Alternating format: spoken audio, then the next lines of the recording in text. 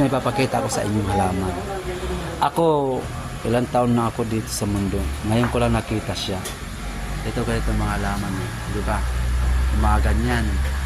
Maganda. Tapos itong isa, ito.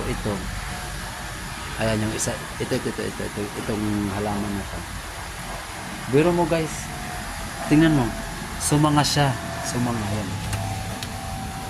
O diba? Sumanga siya. Di ba dapat doon lang sa mismong puno niya? Ayan. Pero guys, dito yung isa. Ayan dahon niya.